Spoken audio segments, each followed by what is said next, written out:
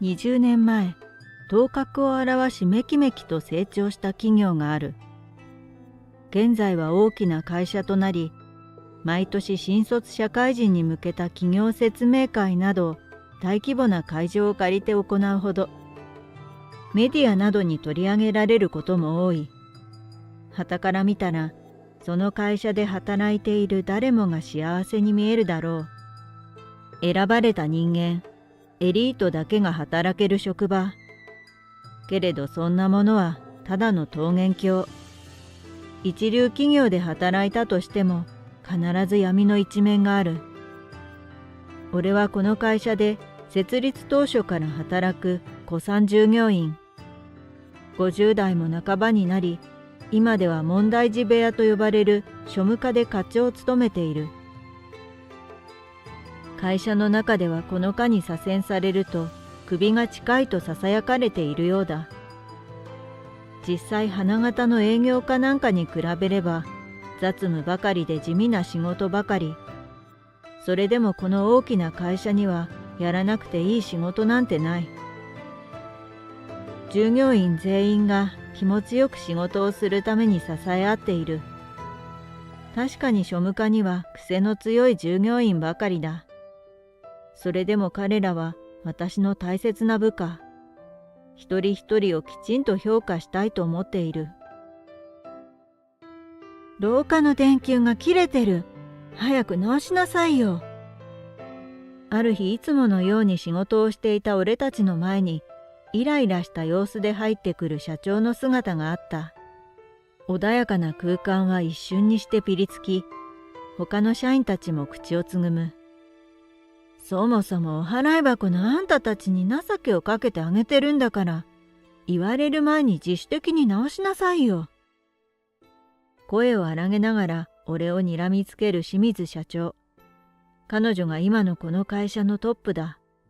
とは言っても、まだ就任して日は浅い。清水社長は専務の清水さんの娘。海外に留学した経験があり、大学を卒業したばかりの若々しい女性だ。確かに自分の意見をちゃんと他人に言えるところや、問題点をちゃんと指摘することに関しては特化している。むしろそれ以外のことがほとんど欠落しているのは、この数日間の行動を見ているだけでも分かっていた。専務の清水さんは昔から前社長が信頼を置いていた相手。給料も十分にもらっていたはずだ。そんな父親のもとで甘やかされて育ってきたのだろう。社長という言葉の響きに天狗になっているのか、社員に対しての当たり方はひどいものだった。立場は上でも、社会人歴やこの会社での勤続歴は他の社員の方が上。思いやりや尊重する気持ちもない数々の発言に胸を痛めていた。すみません、やっておきます。彼女の怒りを鎮めるために俺はおずおずと頭を下げた。社長の仕事は社内のあらを探すことではない。連日こうして社内を見て回っているのを目にしているが、果たして仕事はできているのだろうか。使えない社員はどんどん切っていくから覚悟しなさい。まったく。なんであなたみたいな低学歴の人間を雇っているのか理解できないわ。前の社長、何を考えているのかしら。清水さんの非礼な言葉を俺は何も言わずに頭を下げたまま耐え忍んだ。周りの部下たちは不安そうな顔で俺を見つめていた。やがて一通り罵声を浴びせて気が済んだのか、清水社長はヒールを鳴らしながら部屋を出ていく。姿が見えなくなった瞬間、誰もがほっと安心した様子で、場の空気は再び穏やかなものになった。何人かが心配して声をかけてくれる。自主的に手の空いている人間が指摘された電球を買いに行ってくれた。庶務課にいても彼らは自分たちの仕事を率先してこなし、会社を支えている。あんな風にひどい扱いを受けるいわれはない。清水社長は明らかに社員を使い捨ての駒のように考えている。このままの状態が続けば、きっと会社の士気は落ち、衰退することは目に見えていた。あいつはこんな未来を望んでいたわけじゃないだろう。俺は人知れず席に戻り、膝の上でぎゅっと握り拳に力を入れていた。俺とこの会社の前社長の直哉は親戚同士。母方の兄弟の子供である直哉とは年も近かったので、昔からよく遊んだ。妹たちの面倒見もよく頼れる兄貴だった直哉は、昔から自分の会社を持つ夢を持っていた。直哉の家庭は一般的なとこよりもどちらかといえば貧困家庭だったように思える。幼い時に両親が離婚して片親だった。母親のもとで兄弟が身を寄せ合い、ギリギリの生活をしていた直哉。だからこそ彼は金に対しての執着が強かった。けれど決して彼は腐ることがなかった。高校時代はアルバイトをしながら夜間学校に通い卒業。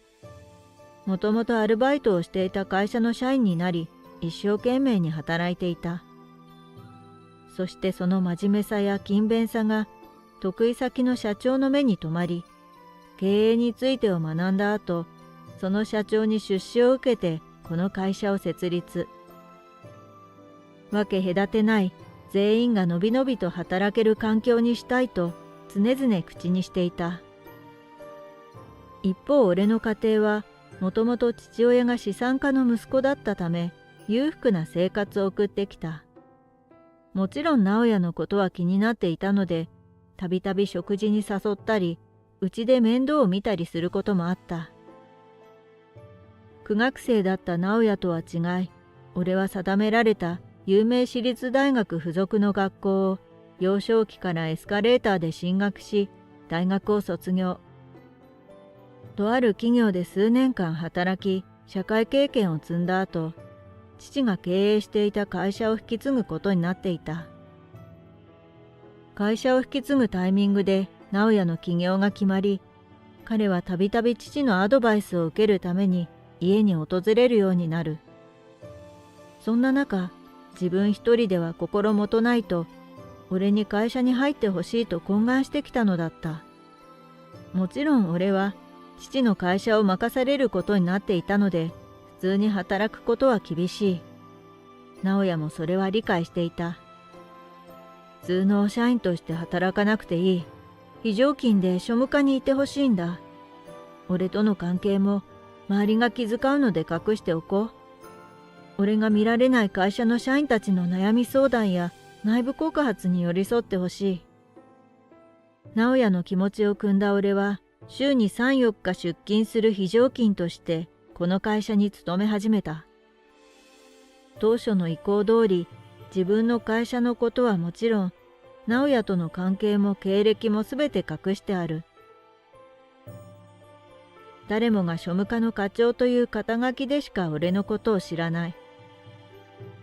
自分にとっては都合がいいが、それを見下すような人間もいるというのが、清水社長を見ているとよくわかる。起業から20年、順風満帆に過ごしてきたこの会社も、1ヶ月前から暗雲が立ち込めていた。直哉が体調を崩しそのまま入院。一命は取り留めたものの、もう普通に前のようには社会復帰ができないことを医師から告げられた。後任を考えるか、この会社を売るかで悩んだ結果、代理として今まで一緒に働いていた清水専務を推薦。ところがあろうことか、彼は自分の権限を娘に委ねた。結果的に親のすねをかじった社会経験のない娘が社長として誕生。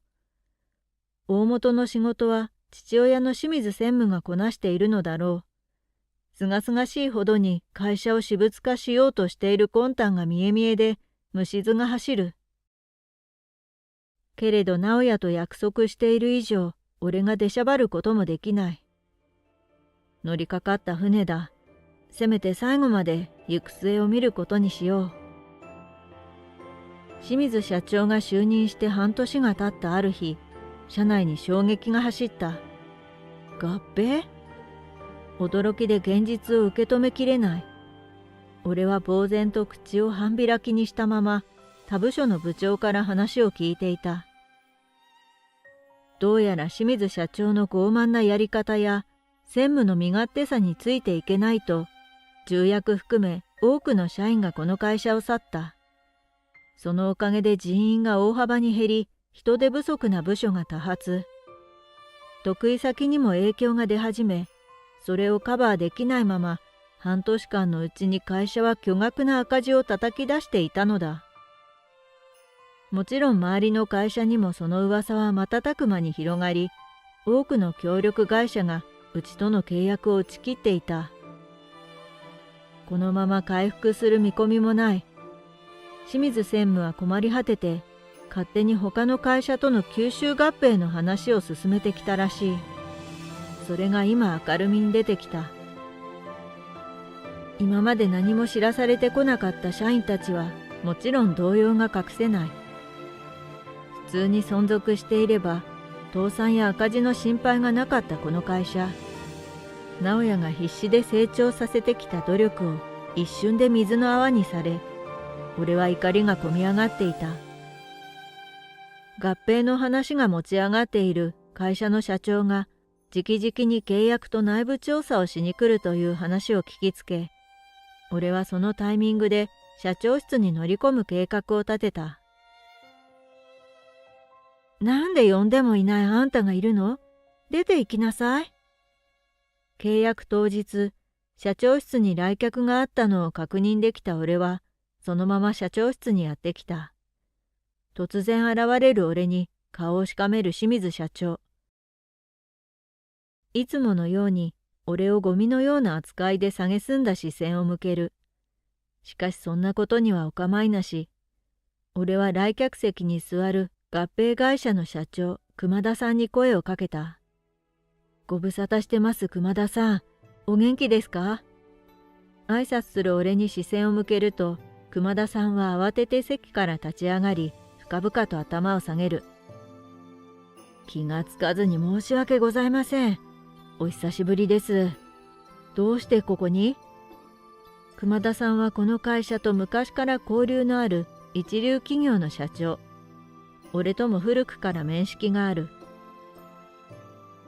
もっとも彼の知る俺の姿は庶務課の課長ではない。父から引き継いだ会社の社長としての俺だ。ここで非常勤で働いているんです。もともとこれは親戚の会社でしたから。俺の発言に驚きを隠せないといった表情の熊田さん。彼もビジネスとして話をしに来て、こんな裏事情を聞かされるとは思ってもみなかっただろう。状況が理解できない清水社長と専務の清水さんは、俺たちの会話をただ聞いていることしかできない。そうだったんですか。大久保さんが社長で亡くなってから私も心配していたんです。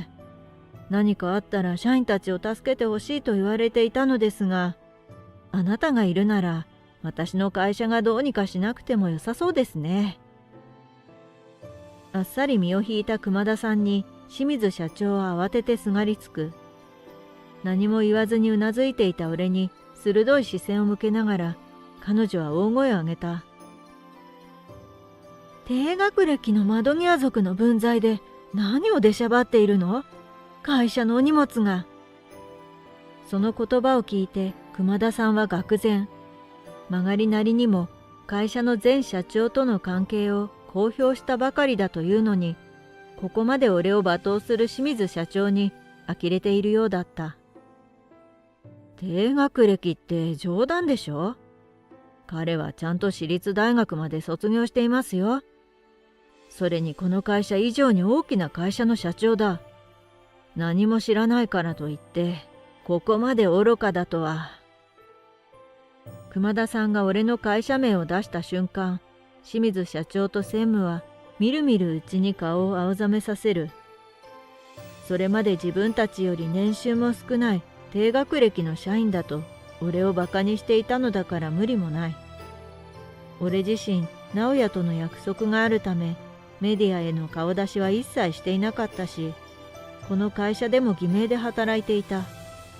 その上社長の写真が必要になった時には、父の写真を未だに使い回していたため、実際に商談や契約などで顔を合わせた人間以外は、俺の正体を知る由もないのだ。この会社は我が社と合併し再起を図ります。社員は責任を持ってすべて我が社が引き受けます。淡々と話を進める俺の隣で、熊田さんは穏やかな笑みを浮かべながらうなずいていた。我が社にもぜひ協力させてください。普段からお世話になっていますから。俺は深々と熊田さんに頭を下げた後、黙り込んでいた清水親子に向き直り、冷たく言い放った。この会社をダメにしたのはあなたたち親子だ。多くの社員を失い、巨額の損失を出した。責任を取ってもらう。今日付であなたたちは懲戒免職だ。俺の言葉に負けん気の強い清水社長はカッとなって顔を赤くしながら食ってかかる。何の権限があってあんたに。目の前までつかつかと詰め寄ってきた彼女の目の前で、俺は直哉からの委任状を差し出した。そこには専務の代理権限の剥奪と懲戒免職にする旨がしっかりと書き連ねられている。お忘れですか？直哉は正式にあなたたちに権限を譲ってはいない。あくまで代理だ。つまりすべての権限は未だに直哉のもの。分かったらおとなしく会社から出て行ってください。専務は意気消沈。そのまま膝から崩れ落ち、呆然としていた。その後も吠え続ける清水社長を熊田さんは呆れ顔で警備員に引き渡した。あれから3ヶ月後、さまざまな手続きが終わり、晴れて俺は2社を合併させることに成功。赤字もなんとかカバーすることができた。俺は庶務課の仕事を終え、社長業のみに専念することになった。熊田さんも約束通り力を貸してくれている。利益の大きな契約をしてもらえたことが追い風になり、会社はさらなる成長を遂げた。会社を傾かせた清水親子は、その後会社を懲戒免職となり、姿を見せなくなった。この会社での悪い噂は周りに広がっている。新しく働くにしても、同業ではなかなか難しいだろう。この経験を機に、会社を経営するには何が大切なことかを身をもって学んでほしい。蔑んでいい人間など、この世界には一人もいない。誰もが社会のために必死に働いているということを忘れてはならないのだ。これからも俺はこの会社で働く社員たちに感謝を示しながら、社長としての姿を背中で示したいと思っている。安心と笑顔をすべての社員に与えてあげられるように。